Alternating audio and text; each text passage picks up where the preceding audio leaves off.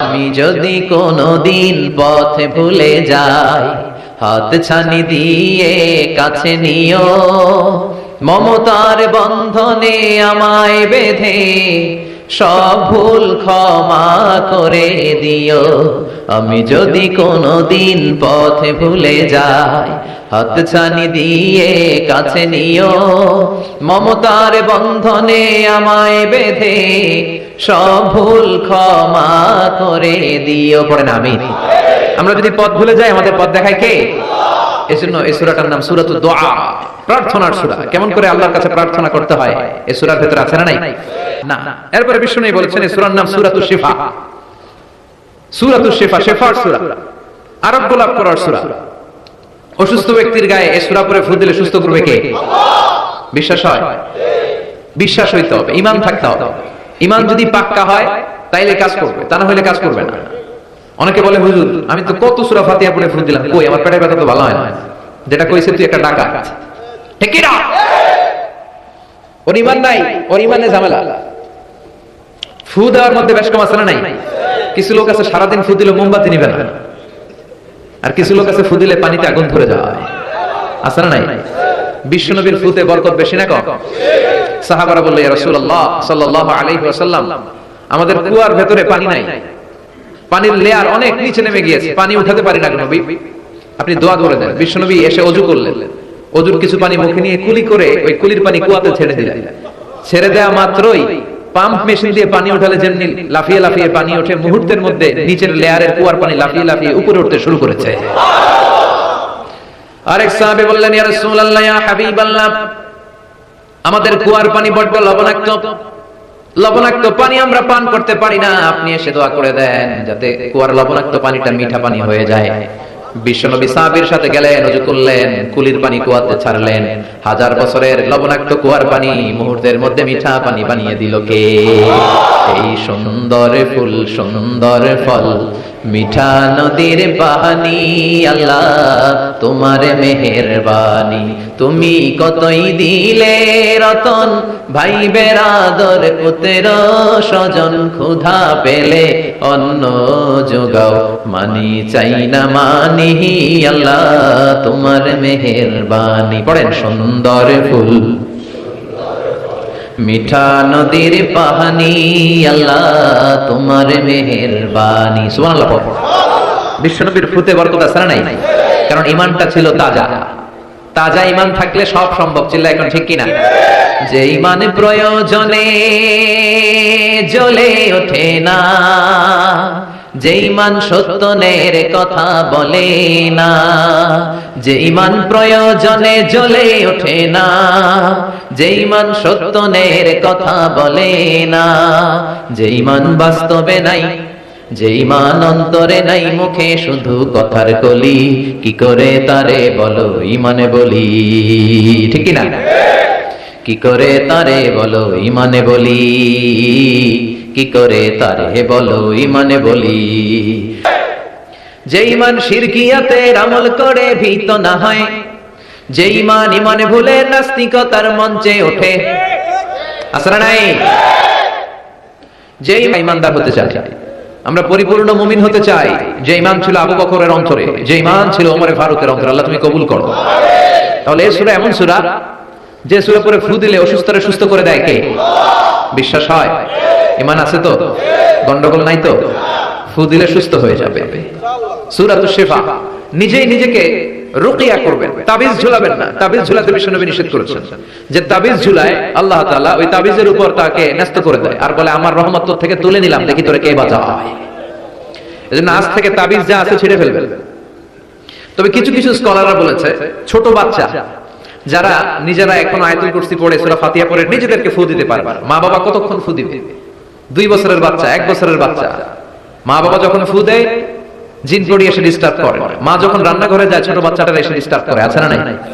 তো এই ছোট বাচ্চা নিজে সূরা ফাতিহা পড়ে ফু দেওয়ার আগ পর্যন্ত, নিজে আয়াতুল কুরসি শিখে নিজেকে ঝাড়ফুঁক শিখার আগ পর্যন্ত ওই বাচ্চাদেরকে ফর দ্য সার্টেন পিরিয়ড, ক্ষণিক সময়ের জন্য তাবিজ দেয়া যাবে।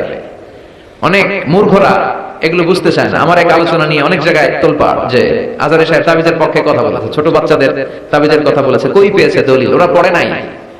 জান্নেওয়ালার উপরও জান্নেওয়ালা আছে, খেয়াল রাখতে হবে। আবু নওয়াসের কবিতা, ওয়া কুল্লি মাইয়াদাঈ ফিল ইলমি ফালসাফাতান হাবাসতা শাইআন ওয়া গাবাত আনকা আশিয়াউ।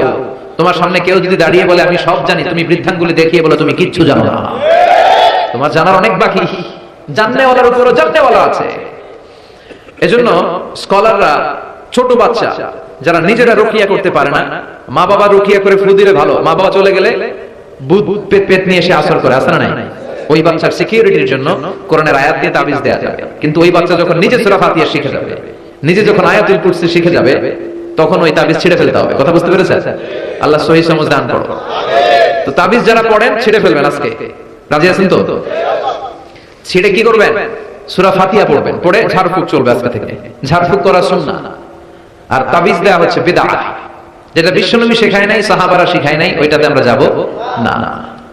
ঝাড়ফুঁক করবেন। আয়াতুল কুরসি বললে জিনভূত আসতে পারে? কথা বলেন। সূরা ফাতিহা পড়লে আর অসুস্থতা থাকতে পারে? বিশ্বনবীর সাহাবারা একবার সফরে বের হলেন। সফরে বেরিয়ে হঠাৎ দেখলেন মরুভূমির মাঝখানে কিছু লোক জটলা পাকিয়ে রেখেছে, একটা লোক শুয়ে আছে। আবু সাঈদ আল খুদরি ছিলেন ওই সফরের লিডার। বললেন কি হয়েছে? তারা বলল আমাদের নেতাকে সাপে কামড় দিয়েছে, আরেক বর্ণনায় বিচ্ছু কামড় দিয়েছে, বিষের ব্যথায় আমাদের নেতা মারা যাবে।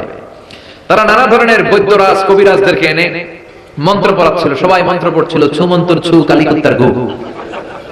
ছোট বাচ্চারা পড়ে, বোঝানোর জন্য বললাম, তারা হয়তো অন্য কিছু পড়ছিল।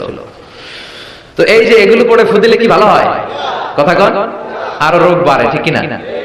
বাচ্চার হাতে 2টা, গলায় 3টা, কোমরে 4টা, এগুলোর ওজনেই তো বাচ্চা অসুস্থ হয়ে যাবে।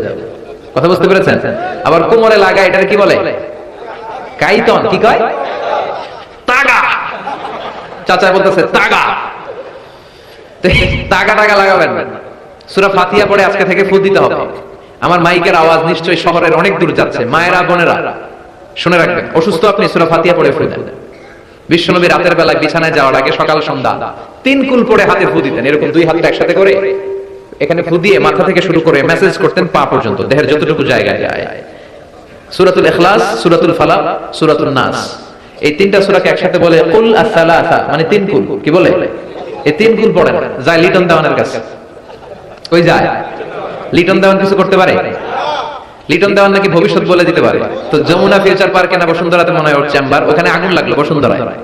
তো র‍্যাবের প্রধান যে ওর কয়েকবার গ্রেফতার করছে, তো একবার গ্রেফতার করে বলে কি রে তুই সারা বাংলাদেশের 17 কোটি মানুষের ভাগ্য বলে দিস, তোর চেম্বার যে শপিং মলে, এই শপিং মলে আগুন লাগবে, আগে গলি না কেন? তারপর হাতের রেখাতে অনেকে ভাগ্য বলতে চায়, এটা ভুয়া কথা। এই হাতের রেখায় কোনো ভাগ্য থাকে না। আপনারা শুনলেই কিছু মানবেন না, আপনারা কোরআন হাদিস দিয়ে যাচাই করবেন, দলিল খুঁজবেন। কি খুঁজবেন? বিশ্বনবীর কাছে এসে বললেন ইয়া রাসূলুল্লাহ, সূরা ফাতিহা দিয়ে ঝাড়ফুঁক করে এক বর্ণনায় 100টা, আরেক বর্ণনায় 30টা ছাগল আমরা পেয়েছি। প্রতিমধ্যে একটা ছাগল জবাই করে আমরা খেয়েছি। এই যে কোরআন দিয়ে ফু দিয়ে আমরা ছাগল আনলাম, খাইলাম, এই ছাগল নেওয়াটা জায়েজ হয়েছে কিনা বলে। মাসালা ক্রস চেক করতে আসছে, ডাবল চেক, দেখে বিশ্বনবী কি বলে। বিশ্বনবী বলেন জায়েজ হয়েছে মানে কোরআনের দাম বাড়ায় দিয়ে আসছিস বেটা। আল্লাহু আকবার। কোরআনের দাম তোমরা বাড়িয়ে দিয়ে এসেছো। 30টা বা 100টা ছাগল যাই পাইছো তোমরা, ভাগ বটোয়ারার পরে 2-1টা থাকলে আমারও দিও। তো এটাকে বলে সূরাতুশ শিফা। কোরআনের ভিতরে শিফা দিয়েছে কে?